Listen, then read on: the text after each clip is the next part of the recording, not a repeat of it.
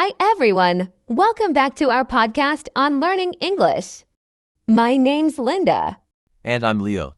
It's great to have you here. Today, we're talking about something very important: practicing speaking skills in English. Speaking can be a little scary sometimes, especially if you're still learning. But don't worry, we're here to make it easier and more fun. Yes, exactly. Speaking is one of the best ways to improve your English, and it's something you can practice every day. We'll give you tips, ideas, and some fun exercises to help you feel more comfortable speaking in English. So let's start with why speaking practice is so important. That's a great question, Linda. Think about it this way. When you're learning English, you learn new words and grammar, right? But if you don't use them in a real conversation, it's easy to forget them. Speaking helps you remember everything you learn because you're actively using the language. Right, speaking also helps you get better at understanding English. When you're speaking with someone, you have to listen carefully to what they say and then think of how to respond. It's a great way to train your mind to understand English faster. Absolutely. And speaking also builds your confidence. The more you practice, the easier it becomes to talk with other people in English. You'll feel more comfortable, and over time, you'll stop worrying so much about making mistakes. That's so true. And remember, making mistakes is okay. Everyone makes mistakes when learning a new language, and it's all part of the process. So don't be afraid to try. Just relax and have fun with it.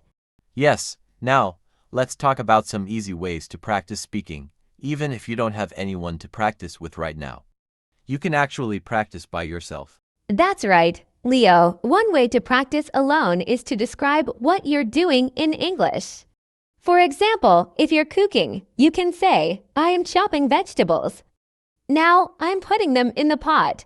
This might feel a bit strange at first, but it helps you think in English and get comfortable with everyday words and phrases. Yes, another fun idea is to pick a topic and talk about it for a few minutes. Imagine you're telling a friend about your favorite movie or a book you just read. Try to keep talking for 2 or 3 minutes without stopping. This will help you get used to speaking English for longer periods. I love that idea, Leo. You can even record yourself talking. Later, you can listen and see how you did. Maybe you'll notice some words you're pronouncing differently or phrases you want to improve. But remember, it's not about being perfect. It's about practicing and getting comfortable with speaking. And here's a simple exercise you can try. Choose a few sentences in English, maybe from a book or something you read online. Practice reading them out loud, then try saying them in your own words. This helps you think about different ways to say the same thing, which is very useful for conversation. Yes, and when you do that, you're not just learning words, you're learning how to connect them naturally. This is what makes conversations flow and sound real. Also, don't forget to work on pronunciation. If there's a word that's hard to say, practice it slowly. Break it down into smaller sounds. This way, when you hear the word in a conversation, you'll recognize it, and it will feel more natural to say it yourself. Absolutely. Another great practice tip is shadowing. This means listening to someone speak English and trying to repeat what they say immediately. You could watch an English show or listen to a podcast and just repeat what you hear. It's almost like you're an echo. Shadowing is great for getting used to the rhythm of English, too. English has a certain way of rising and falling when people speak. So, if you practice repeating what you hear, you'll start to pick up that natural rhythm. It's amazing how much this can help your speaking skills. Now, let's talk about practicing with a partner. If you know someone who also wants to practice English, you can make it fun by setting up small challenges. For example, you could pretend to have a conversation about something specific, like ordering food at a restaurant. That's a good one, Linda, and you can take turns. One person can be the waiter, and the other can be the customer. Try to keep the conversation going as long as you can. This way, you're practicing listening, responding, and thinking quickly in English. And here's another idea. Find a topic you both enjoy, like travel, music, or sports, and just chat about it. The goal is to talk without focusing too much on mistakes. This makes the practice feel more natural, almost like a real-life conversation. Absolutely. And if you get stuck or don't know a word, try to explain it another way. This is a great skill to have because in real conversations, you might not know every word. But if you can describe what you mean, people will understand you, and the conversation can keep going. Yes, that's very important. Don't stop if you forget a word, just keep talking. Now, before we wrap up today, let's quickly go over what we talked about. Practicing speaking is essential because it helps you remember, understand, and use English more confidently. And you can practice alone by describing what you're doing, talking about a topic for a few minutes, or reading out loud and then saying things in your own words. Or, you can practice with a friend. Set up role plays, like ordering at a restaurant, or just talk about things you both like. Don't focus too much on mistakes, just keep going. And I'm Linda. In our last episode, we talked about why speaking practice is so important and shared some tips for practicing on your own or with a friend. Today, we're going to give you even more strategies to help you get comfortable with English conversations. That's right. We'll also focus on how to keep a conversation going and what to do if you get nervous or forget what to say. So, let's get started. Okay, so let's dive into a very useful skill for conversations: asking questions. When you ask questions, you show the other person that you're interested in what they're saying. This also gives you time to think about your next response. Exactly, Linda. Asking questions is like adding fuel to a conversation. It keeps it moving forward. For example, if someone tells you they went on a trip, you could ask, "Where did you go?" Or "What did you like the most?" Simple questions like these make conversations more interesting.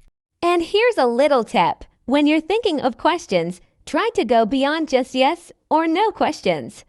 For example, instead of asking, "Did you like it?" you could say, "What did you enjoy the most?"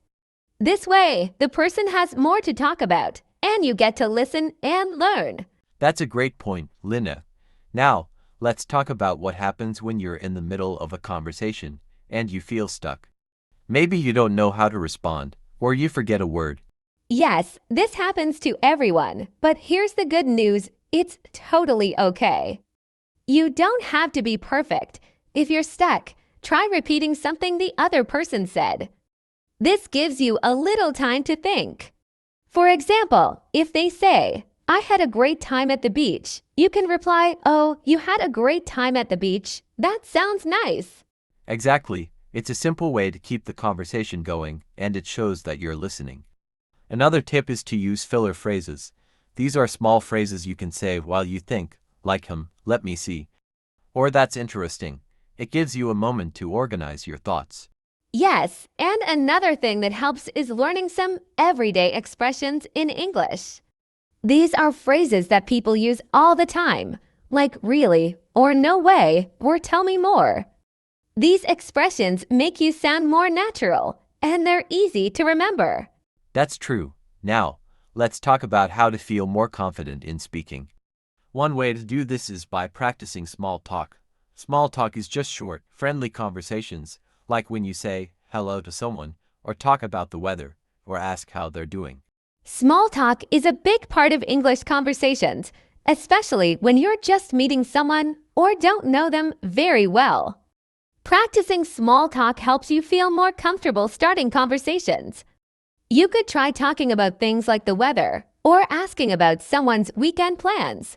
Yes, exactly. Here's an example. Let's say you're talking to someone you just met. You could say, "Hi, how's your day going?" Or "Have you done anything fun recently?" These questions are easy, and they help you start talking without feeling too serious or nervous. And remember, it's okay if the conversation doesn't last very long. Small talk is just a warm-up, but it's great practice and it can lead to longer conversations. So don't worry if it feels short. Another helpful tip is to watch or listen to English videos and try to repeat what the speakers are saying. This is called mimicking, and it's a great way to practice natural pronunciation and sentence structure.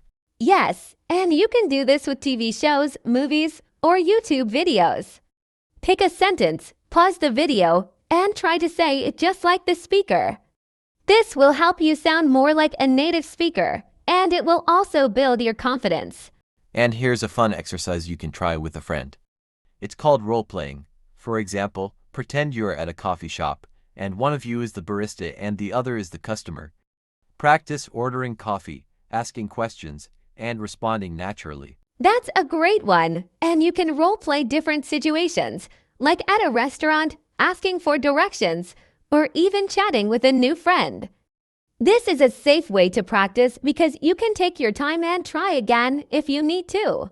Role-playing is also great for learning useful phrases and vocabulary that you'll use in real life. And the best part, you can practice this as many times as you like. Now, let's talk about one more tip that's really helpful: practicing with someone who is also learning English. This way, you both know what it's like to learn a new language, and you can support each other. Plus, it can be a lot of fun. Yes, when you practice with another learner, you both get to practice speaking without feeling judged.